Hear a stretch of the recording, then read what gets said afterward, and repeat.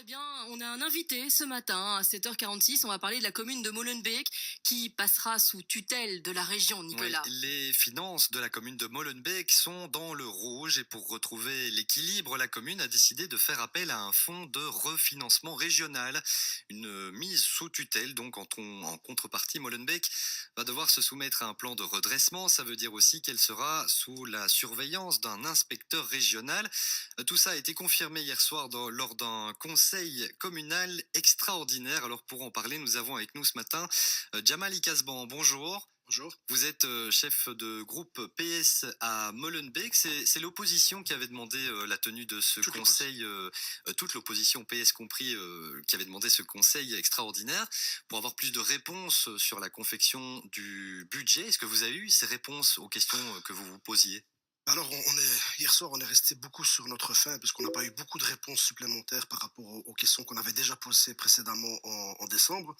Et surtout, on avait deux questions essentielles. C'est pourquoi pas de budget en décembre, alors qu'en novembre, il a été annoncé. En novembre, on nous a annoncé clairement qu'on présentait le budget en décembre. C'est pas le cas, et on constate qu'en fait, on nous a annoncé ça le 26 novembre. Et le 28 novembre, la commune envoie un courrier à la région qui sollicite le fonds de refinancement des trésoreries communales, c'est-à-dire la mise sous tutelle. Donc on ne comprend pas très bien qu'est-ce qui s'est passé, on n'a pas d'explication par rapport à ça, et puis surtout l'avenir, on se demande qu'est-ce qui va se passer aujourd'hui, et là, comme on n'a pas de réponse, on laisse place à toutes les supputations possibles et imaginables sur le personnel et sur les investissements. Donc un manque de communication de la part de la majorité? Je pense en tout cas une communication tout à fait défaillante et incomplète, et qui laisse encore une fois la place à toutes les imaginations possibles, surtout que notre opposition est une opposition constructive et on veut participer de manière positive au redressement de cette commune, notamment dans les choix qui vont être faits, et nous estimons que les choix doivent être faits avec le conseil communal. Vous parlez d'une opposition constructive, c'est pas du tout l'avis de Françoise Skepmans, qui est la bourgmestre libérale donc de Molenbeek. Écoutez, on l'a interrogée hier, écoutez ce qu'elle pense de cette opposition à Molenbeek. Il y a un travail de sape de la part de l'opposition depuis le début de cette législature, ce qui est dommage parce que moi je préférais qu'elle soit constructive. J'en prends acte. Je suis convaincue que nous dépasserons ces étapes pour présenter dans les meilleurs délais un budget au conseil communal. Jamali Kasban, le PS n'est plus dans la majorité alors qu'il l'était pendant de très nombreuses années. Est-ce qu'il n'y a pas une forme d'esprit revanchard de la part de votre formation? Non, pas du tout. Écoutez, ça fait 2 ans que cette majorité est en place. On ne peut plus parler de nouvelle majorité, d'autant plus que certaines de ses composantes étaient déjà là précédemment dans la majorité, comme la bourgmestre actuelle. Donc, on ne peut pas parler de nouvelle majorité aujourd'hui. Et si je pense que la bourgmestre est mal placée pour juger l'opposition, encore une fois, la demande du Conseil communal extraordinaire a été faite par l'ensemble des partis de l'opposition, plus de 5 formations politiques, pas que le PS, donc c'est important.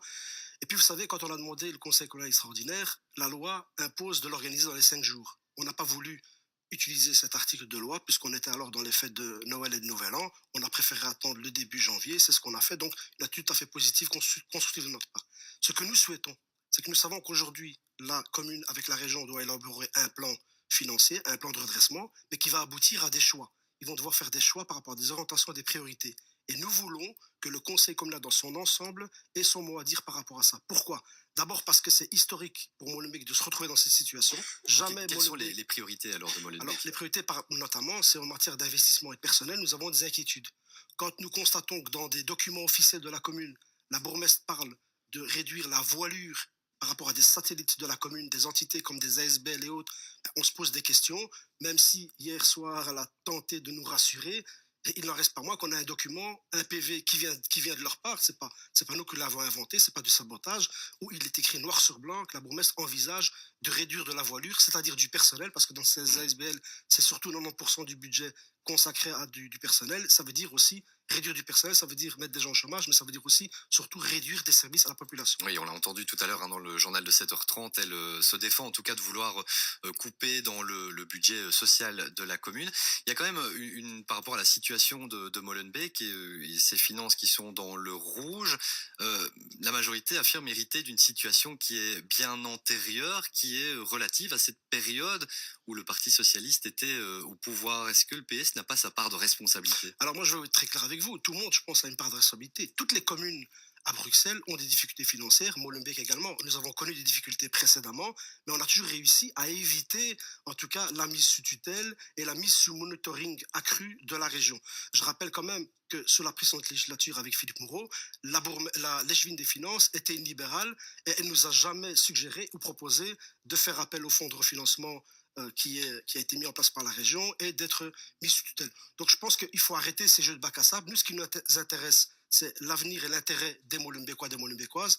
Donc ça veut dire qu'on veut avoir notre mot à dire par rapport aux investissements. On doit continuer à investir dans les écoles, dans les crèches, on doit continuer à maintenir le personnel parce qu'il y va de l'intérêt général. Et ça c'est le rôle aussi d'une opposition constructive que nous voulons être aujourd'hui. Merci beaucoup Djamali Kasban, chef de groupe PS donc à Molenbeek, d'avoir répondu à nos questions ce matin. Bonne journée. Il est 7h52.